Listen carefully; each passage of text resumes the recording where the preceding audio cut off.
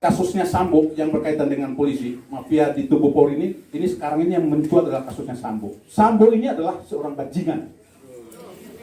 Sambo ini bukan seorang bajingan. Hanya dia mendompet dengan pangkatnya irjen, tapi saya tidak melihat dia seorang irjen. Dia yang paling pantas, dia adalah seorang bajingan yang bengis, keji, biadab, itu ada di dirinya Sambo. Ini perlu saya sampaikan. Ya. Dia lebih biadab dari PKI.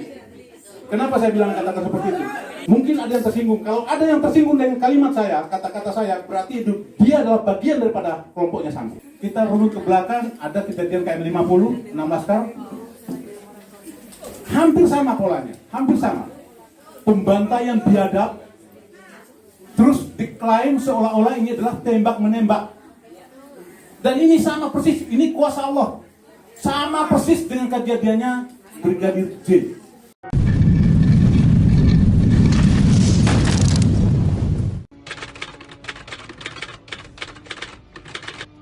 Assalamualaikum warahmatullahi wabarakatuh.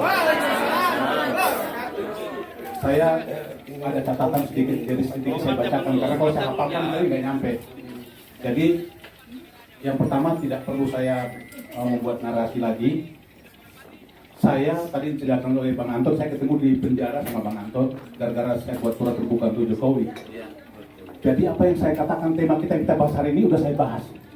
Bahwa negara kita sekarang sedang carut marut, bagaikan benang kusut yang akan sulit dirajut. Bagaimana kita bisa merajut atau mengurai? Udah nggak bisa. Karena semua sistem tata kelola berbangsa dan bernegara udah tidak bisa kita bayangkan. Jadi satu-satunya jalan itu harus dimusnahkan, dibersihkan ulang. Kita bentuk sistem baru. Jadi bukan hanya di kepolisian, tapi di semua sistem. Banyak kejadian yang janggal akhir-akhir ini.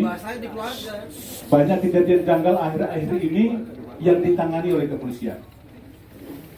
Tetapi ini adalah sebuah skenario Allah yang membuka tabir kepalsuan melalui terbunuhnya saudara kita Brigadir Joshua. Jadi kejanggalan ini merembet, kita runut ke belakang, ada kejadian KM50, 6 laskar. Hampir sama polanya, hampir sama. Pembantaian biadab, terus diklaim seolah-olah ini adalah tembak-menembak. Dan ini sama persis, ini kuasa Allah. Sama persis dengan kejadiannya Brigadir J.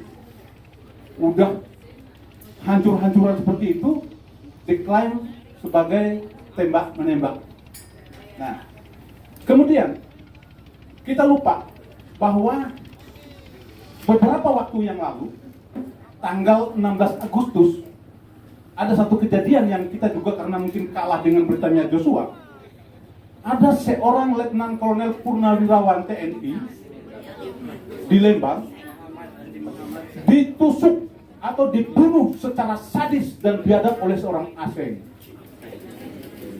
Itu kejadian tanggal 16 Agustus pada saat karnaval 17-an. Beritanya muncul setelah tanggal 18, baru ramai.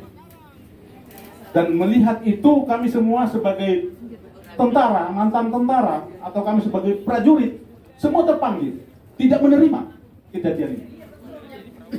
Sehingga kami putuskan untuk datang, namun sebelum kami datang kemarin tanggal 21 Agustus, hari Minggu, beredar di media bahwa kepolisian memberikan statement.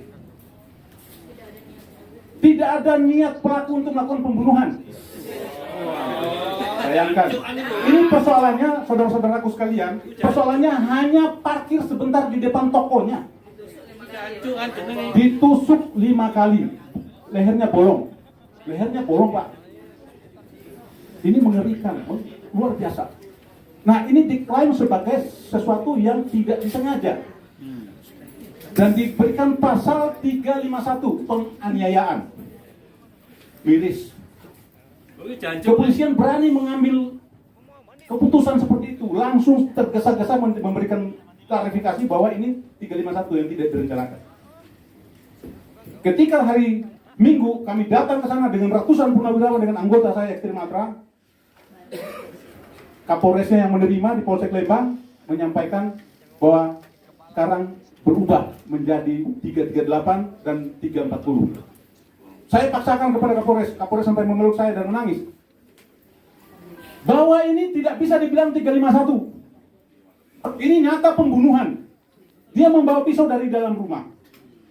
Dia rencanakan untuk melakukan pembunuhan. Bukan dia sedang mengarit. Kalau dia sedang mengarit, ada kejadian, berarti seketika itu terjadi. Tapi dia keluar dari tempatnya, dia melakukan pembunuhan. Masih dibelain sebagai 351. Ini sesuatu yang tidak bisa kita terima. Sehingga kemarin kami rame-rame datang ke sana, itu berubah. Itu berubah. Jadi, kembali lagi semua skenario-skenario yang ada, ini rangkaian geng-geng yang sekarang ini sedang viral tentang Sambo. Jadi di tubuh kepolisian kalau masih ada seperti ini, maka hancurlah negeri ini. Kita tinggal menunggu waktu. Kalau kita biarkan semua anak bangsa untuk seperti ini, maka negara ini tidak akan panjang umurnya. Tentunya kita tidak ingin seperti itu. Yang pertama, tadi Bang Simanjuntak sudah berangkat, sudah pergi, kemudian Ibu Irma juga. Sebetulnya saya ingin menyampaikan turut berduka, tetapi ini bukan dukanya mereka saja, tapi dukanya anak bangsa. Kita semua sepakat bahwa Joshua sekarang membuka tabir. Almarhum Joshua membuka tabir. Terlepas dia bersalah atau tidak, tapi saya menganggap kita sepakat dia sebagai seorang pahlawan. Karena dengan terbunuhnya Joshua, maka tabir kepalsuan itu sudah mulai terungkap.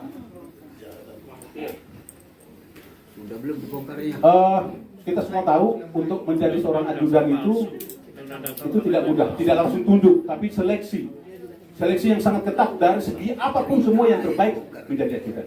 Kok tiba-tiba dia dituduhkan sebagai pelaku kejahatan? Ini tidak kita terima. Yang berikut perlu juga saya sampaikan. Kasusnya Sambo yang berkaitan dengan polisi, mafia di tubuh Polri ini sekarang ini yang mencuat adalah kasusnya Sambo. Sambo ini adalah seorang bajingan. Sambo ini bukan seorang bajingan. Hanya dia mendompet dengan pangkatnya irjen, tapi saya tidak melihat dia seorang irjen. Dia yang paling pantas, dia adalah seorang bajingan yang bengis, keji, biadab, itu ada di dirinya Sambo. Ini perlu saya sampaikan. Ya. Dia lebih biadab dari PKI. Kenapa saya bilang katakan seperti itu? Peristiwa tahun 65, para jenderal dibantai secara sadis oleh para komunis.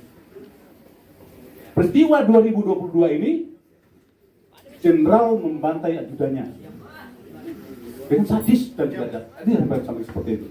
Jadi mungkin ada yang tersinggung. Kalau ada yang tersinggung dengan kalimat saya, kata-kata saya, berarti dia adalah bagian daripada kelompoknya Sambo. Kenapa saya katakan seperti ini? Ini rasa cinta, rasa sayang, rasa peduli kita semua terhadap kepolisian Republik Indonesia. Kalau kita hanya berdiam, ketakutan seperti yang disampaikan oleh Bang Simanjuntak tadi, apa yang disampaikan, data-data yang disodorkan Bang Simanjuntak, diserahkan kepada para bintang 2, bintang 3, mereka ketakutan.